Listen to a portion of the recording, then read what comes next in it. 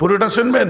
আন্না নবী আলাইহিস সালাতু ওয়াস সালাম قال اذا قال الامام سمع الله لمن حمده فقولوا ربنا لك الحمد اذا قال الامام غير المغضوب عليهم ولا الضالين فقولوا آمين। সুবহানাল্লাহ বলেন, আল্লাহু আকবার বলেন। কি বলছে? যখন তোমাদের মধ্যে ইমাম বলবে সামি আল্লাহু লিমান হামিদা, আমি বিশ্বনবী মুস্তাফা তোমাদেরকে বলি তোমরা সকলে রব্বানা লাকাল হামদু বলবে। ইজা ক্বালাল ইমামু গায়রিল মাগদুবি আলাইহিম ওয়ালাদ দাল্লিন, যখন ইমাম যখন গায়রিল মাগদুবি আলাইহিম ওয়ালাদ দাল্লিন বলবে ফাকুলু আমিন, তোমরা সবাই মিলে আমিন বলবে। এটা কে বলেছে? আমার রাসূল বলেছে। কি বললেন? সামি আল্লাহু লিমান হামিদা বললে রব্বানা লাকাল হামদু বলবে, ওয়ালাদ দাল্লিন বললে তোমরা আমিন বলবে। এখন প্রশ্ন আপনাকে করি, যারা আমিন চিৎকার করে বলে তারা কি রব্বানা লাকাল হামদ চিৎকার করে বলে? জোরে বলুন, বলে? যদি না বলে হাদিসের অর্ধেক আমল করলে অর্ধেক ছাড়লে কেন? আগে তার জবাব দাও।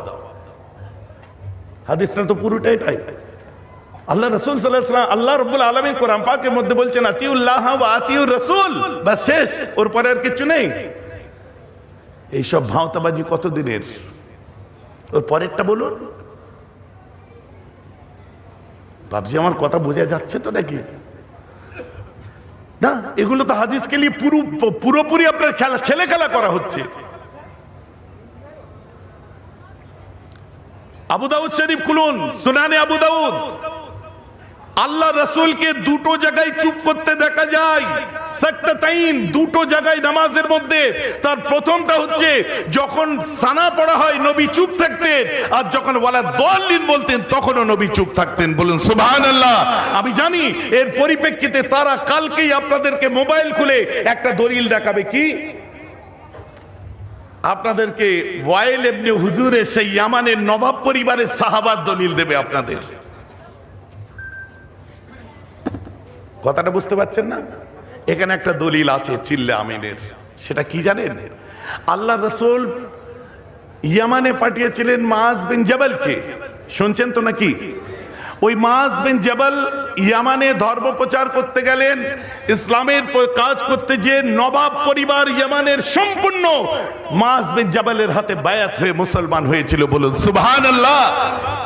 সে কি করেছিল? লাঠি ধরেছিল, তলোয়ার ধরেছিল না। আল্লাহর রাসূলের লাইফ স্টাইলটা সরিয়েছিল। The creed of Hazrat Muhammad is free from the suspicions of ambiguity, and the Quran is a glorious testimony of the unity of Allah. আল্লাহর একত্ববাদকে তুলে ধরেছিল এবং আমার নবীজির কথাগুলো বলতে তারা মুসলমান হলো। ঠিক আছে? তখন মাআজ বিন জাবাল বলল, ভাই শোনো। কাকে? ওয়াইল ইবনে হুজুরকে।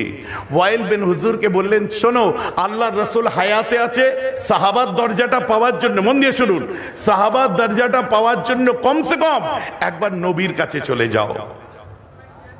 ঠিক আছে? তারা নবীজির কাছে আসলো।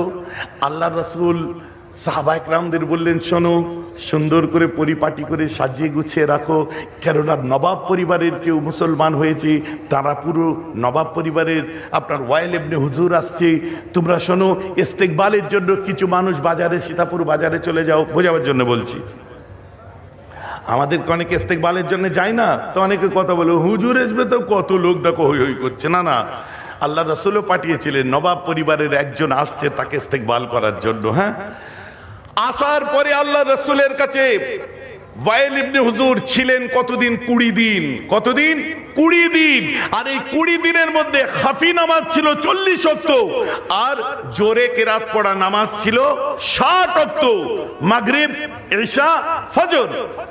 আর খাফি ছিল জোহর, আসর, মানে যে কেরাত আসতে পড়ে। ওয়াইল ইবনে হুজুর বলছে, আল্লাহ রাসূলের কাছে এই 20 দিন ছিলাম 60 ওয়াক্ত নামাজের মধ্যে, আল্লাহ রাসূলকে মাত্র 3 ওয়াক্ত আমি চিল্লে আমিন বলতে শুনেছি। জোরে বলুন। পরে বলছে, আল্লাহ রাসূল যদি এই 3 ওয়াক্ত আমিন চিল্লে না বলতেন আমি হয়তো জানতেই পারতাম না যে আমিন চিল্লে বলতে হয়।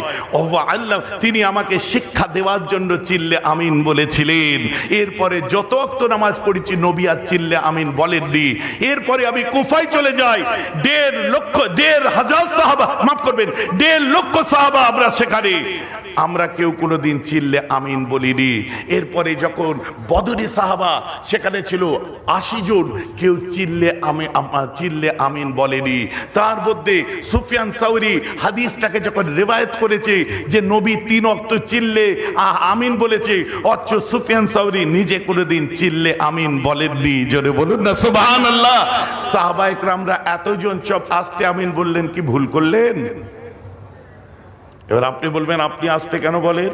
শোনেন, বুখারী শরীফ, সহিহ বুখারী করেন, এই বুখারী শরীফ উচ্চারণ ঠিক করে করবেন।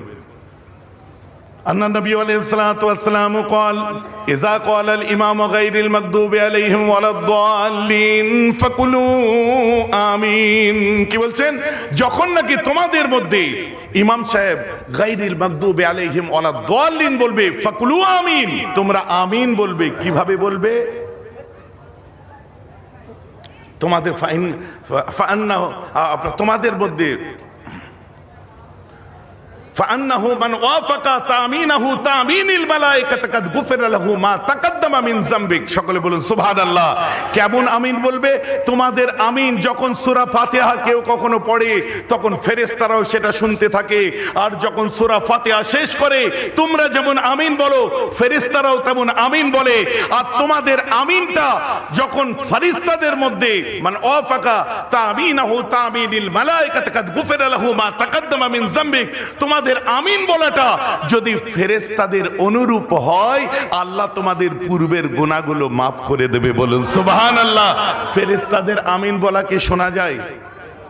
জোরে বলুন, শোনা যায়? তাই জন্য আপনারাও আমিন বললেন, শোনা গেল না, বলেন না সুবহানাল্লাহ। তার জন্য আব্দুল্লাহ আবদাল আমিন বলতেন, শোনা যেত না। তাই তাদের কবরের ধারে আজ এত মানুষ কি তাদের পথটা আমার অনুসরণ করে চলছি।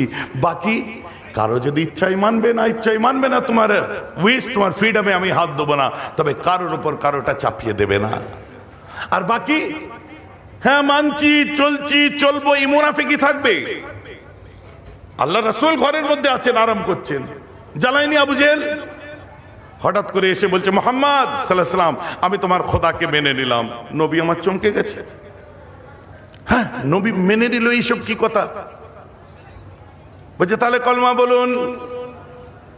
আবু জেহেলকে বলতে বলছে, বলো আল্লাহ ছাড়া কোনো মাবুদ নেই, কলমা বলুন। আবু জেহেল বলছে আল্লাহ ছাড়া কোনো মাবুদ নেই। ঠিক আছে। পরে বলছে ভাইপো আল্লাহ তো নেই, কোথায় সে? এটা মানা হলো? ও ঠেলাই পড়ে বলে দিলে হয়ে গেল? আল্লাহ তো নেই, সে কোথায়? বলছে আমার আল্লাহ আছে। বলছে তোমার আল্লাহকে আগে দেখাও, আমি দেখবো, তারপরে কলমা পড়বো, মেনে নেবো।